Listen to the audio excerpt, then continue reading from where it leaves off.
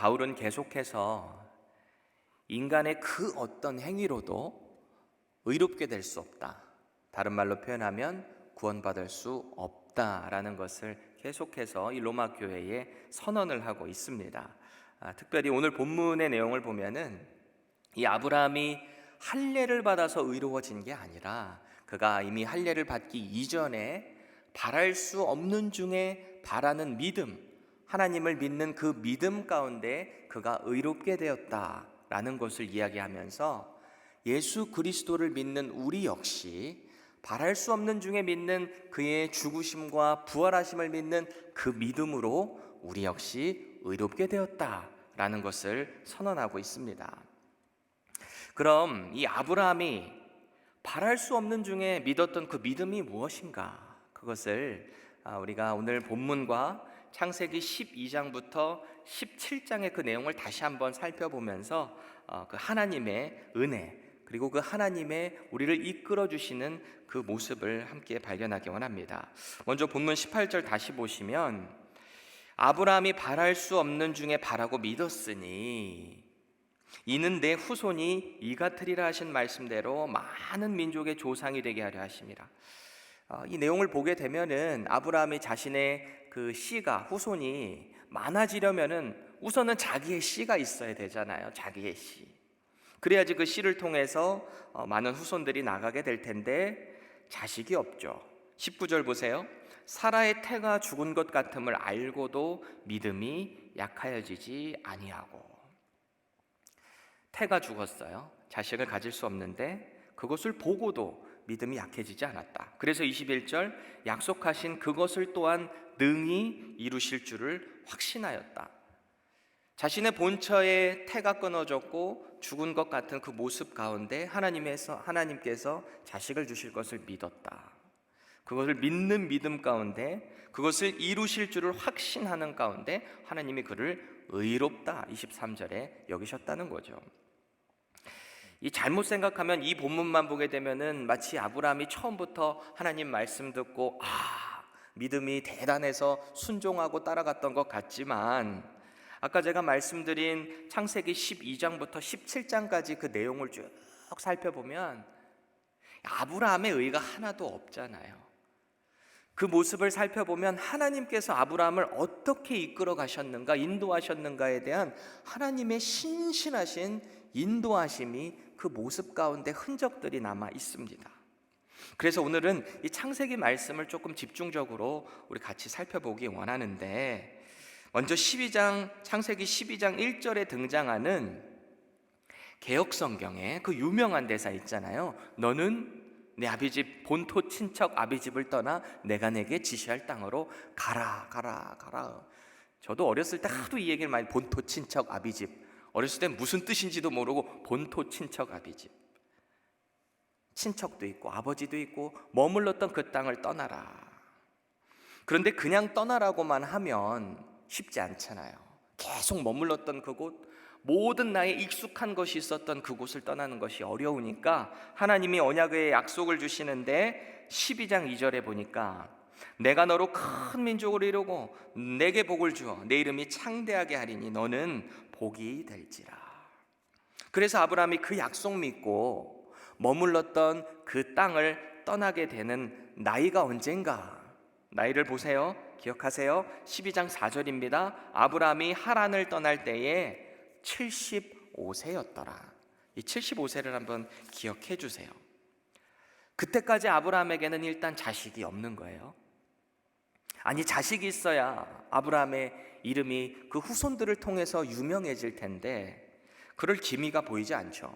더군다나 이 하란에서 떠날 때 함께 데려온 자신의 조카 롯, 그리고 그의 친척들, 모든 그의 가족들 다 데리고 그 재산도 같이 데리고 떠났는데, 롯이 거주하던 지역에 보니까 너무 이제 서로 재산들이 비대해지니까 같이 못 있잖아요. 그래서 갈라지죠. 그리고 롯은 자신이 볼 때 아름다운 땅, 물이 많은 물된 동산 같은 땅, 이 소돔 땅 쪽으로 옮겨가잖아요. 그런데 소돔에 전쟁이 일어납니다. 네 개 나라의 연합군이 쳐들어와서 소돔을 초토화시키고 롯도 데려가고 롯의 모든 재산뿐만 아니라 모든 모녀까지 다 자식들까지 다 데려가요. 친척들까지 포로로 다 끌고 가요. 그 소식을 들었던 아브라함이 어떻게 합니까? 집에서 길리고 훈련했던 318명의 자신의 군사들 데리고 가가지고 다 그 네 개의 연합군들 쳐부수고 롯과 모든 재산 다 데리고 오잖아요. 다시 다 되찾아오잖아요. 그런데 이 사건을 그냥 단순히 아브라함이 전쟁에서 크게 이겼다, 승리했다, 그 지역을 평정했다 라고 생각하면 오산입니다.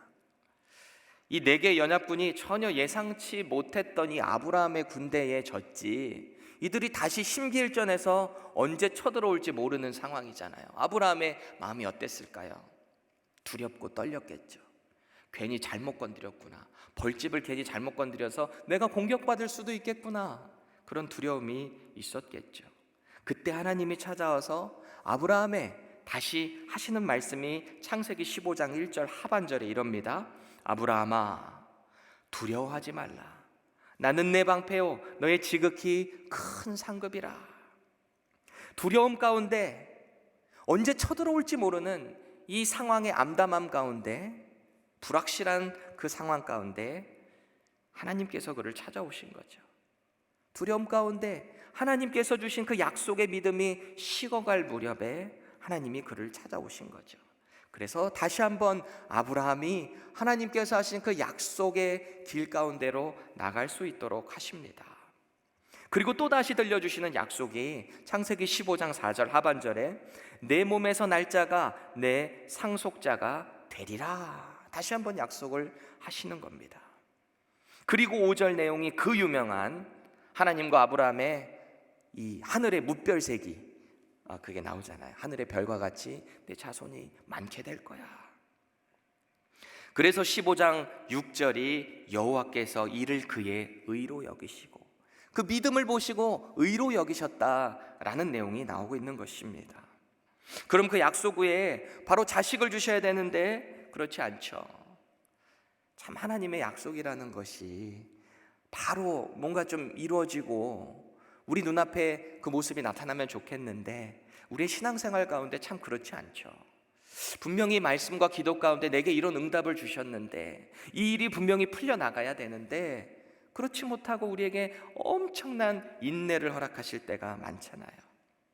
아브라함도 얼마나 답답하고 힘들었으면, 하나님이 분명히 내 씨를 주시겠다고 하셨는데 그 약속이 점점 자신의 현실 가운데 어려운 것 같으니까 16장에 자신 아내의 몸종이었던 하갈 통해서 이스마엘을 갖잖아요.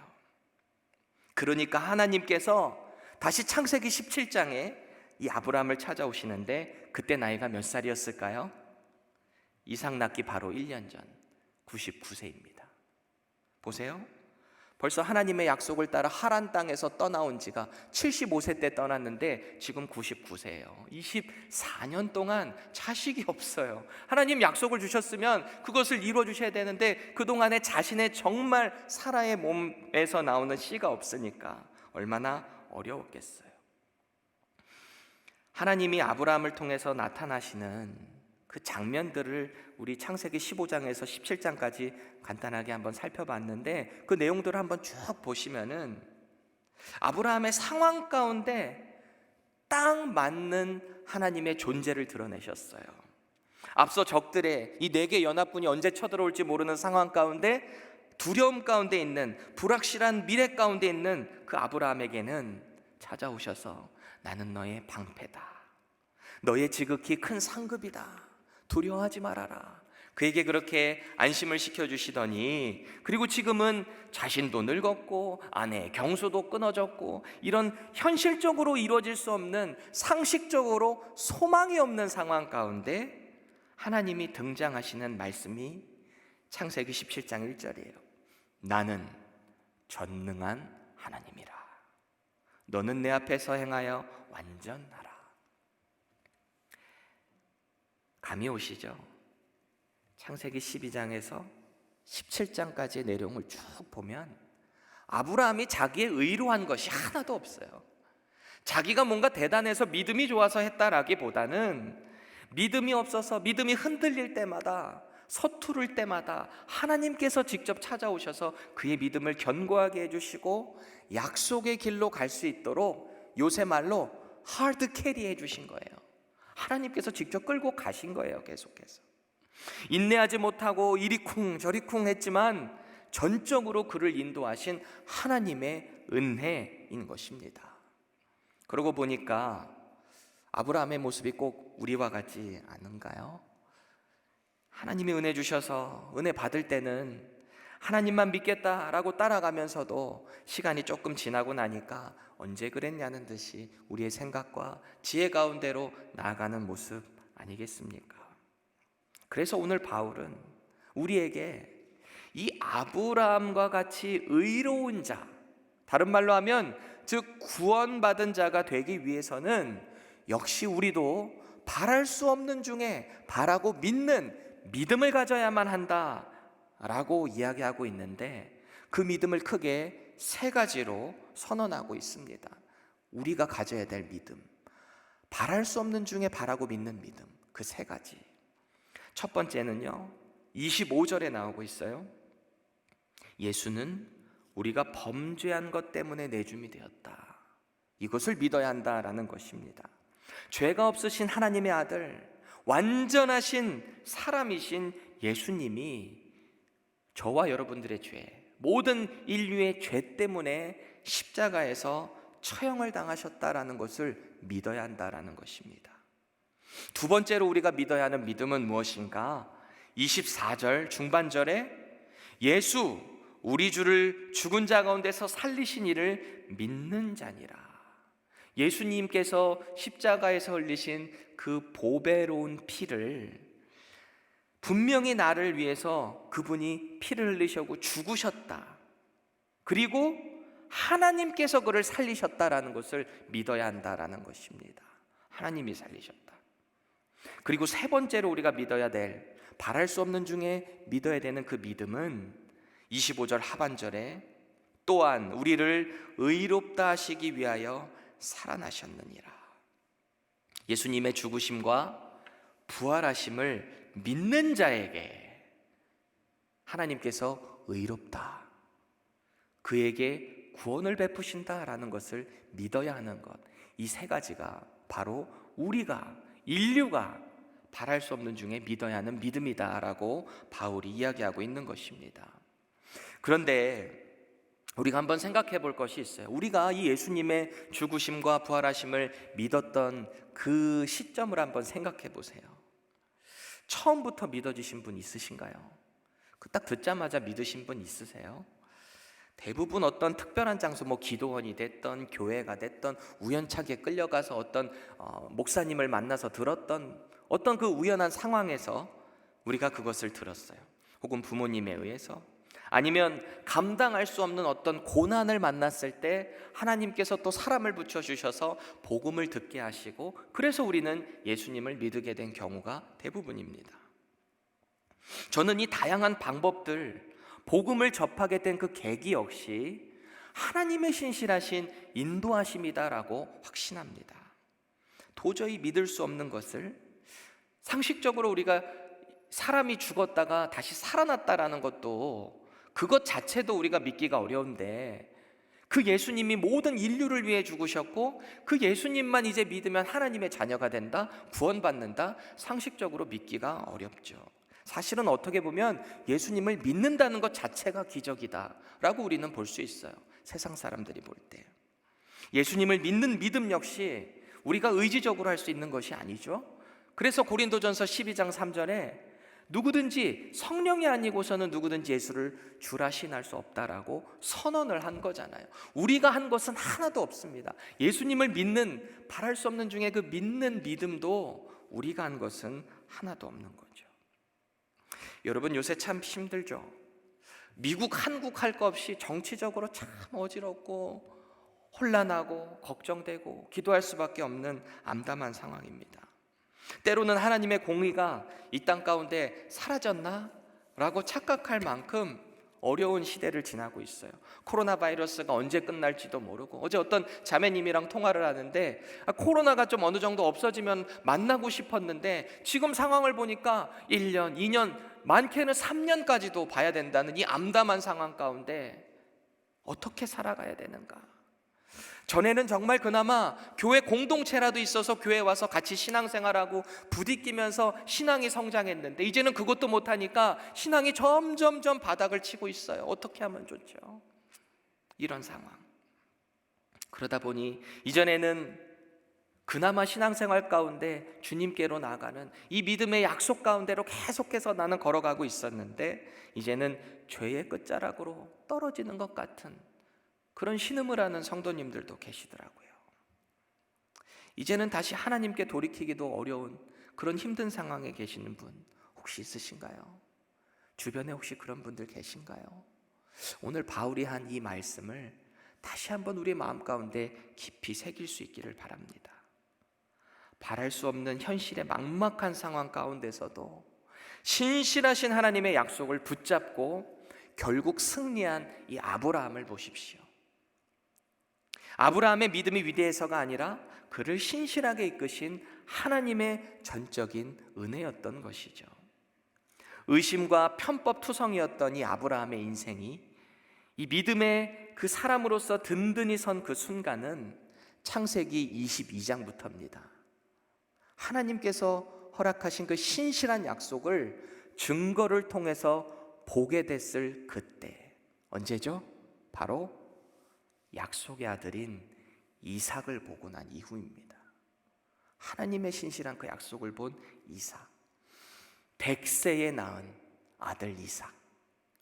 오늘 본문을 다시 한번 이렇게 쭉 살펴보세요. 크게 대조되는 두 구절이 있는데 19절에서 그가 100세나 되어 자기 몸이 죽은 것 같고 태가 죽은 것 같음을 알고도 믿음이 약해지지 않은 사건, 그리고 24절에 의로 여기심을 받은 우리도 위함이니 곧 예수 우리 주를 죽은 자 가운데서 살리신 이를 믿는 자.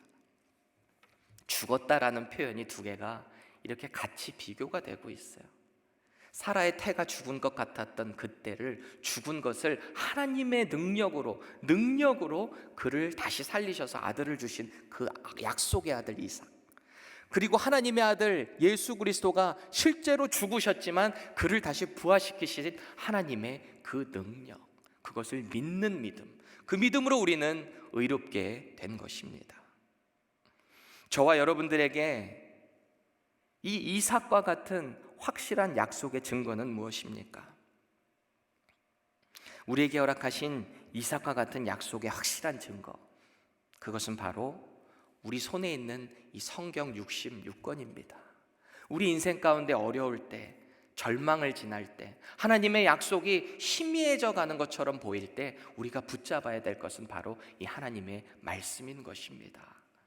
이 말씀 붙잡고 상식적으로, 이성적으로 결코 믿을 수 없는 이 예수 그리스도의 복음이 오늘도 우리의 인생 가운데 능력 있게 세상 가운데 드러날 수 있기를 바랍니다. 혹시 현실의 어려움 가운데 사방에 우겨쌈을 당하는 것 같이 답답한 상황에 있는 분 계신가요? 구원의 약속인, 우리를 구원의 그 도구로 사용하시는 하나님의 그 은혜를 믿고 오늘도 그 약속대로 믿음으로 나아가는 저와 여러분들 되시기를 간절히 축복드립니다. 기도하겠습니다. 살아계신 아버지 하나님, 오늘도 우리의 연약한 믿음 가운데 우리를 신실하게 이끌어 가시는 하나님을 의지합니다. 말씀 가운데 오늘도 우리에게 알려주시고 오늘도 말씀으로, 특별히 성령님의 인도하심으로 이 어려운 상황을 잘 지날 수 있도록 하나님 은혜를 내려 주시옵소서. 어려운 상황일수록 우리가 그 예수 그리스도의 복음을 세상 가운데 전하는 우리 모두가 되게 하여 주시옵소서. 예수님의 이름으로 간절히 기도합니다.